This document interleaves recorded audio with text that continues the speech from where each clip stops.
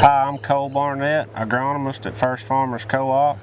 With me today is Ryan Zawacki, agronomy manager for First Farmers Co-op, and we're back today to discuss another Agronomy Minute video. Last week JT discussed 3 things to have on your mind as we continue through the 2023 growing season. Last week he discussed stand counts, post-emergent herbicides, tissue sampling. Today we want to target post-emergent herbicide applications. So as me and Cole are out here in the field today, there's a lot of activity going on, a lot of planting, and some crops have already come up.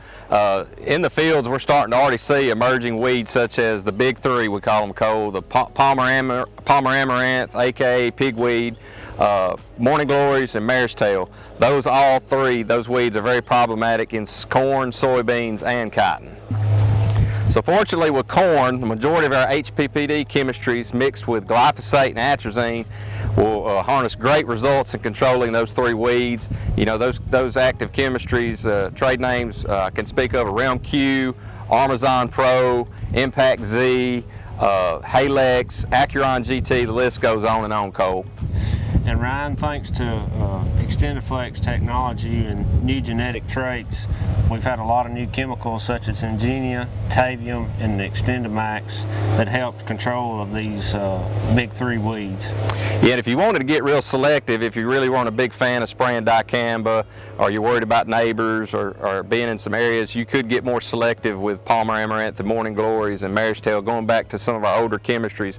Like for Morning Glories, Classic is still a good option if you knew you just had Morning Glories. Marestail, we have First Rate, is still a good option. Those labeled rates. Palmer Amaranth can get kind of sketchy because we just don't know what kind of resistance we got out there. But the biggest take home is being timely and trying to catch those weeds before they get just too great in size. So back to Ingenia or Tavium over-the-top applications on soybeans or cotton. Remember to follow your proper guidelines with an approved DRA or VRA. That brings up a good point, Cole. As far as a DRA, we have Ultralock, which is a combination of interlock and on target. Most of you are familiar with interlock. We have that good drift reduction agent in there at a 4-ounce use rate for Ingenia and Tavium. And then as far as a buffering agent, also known as a VRA, a volatilization reduction agent, we have Maxin K at a pint.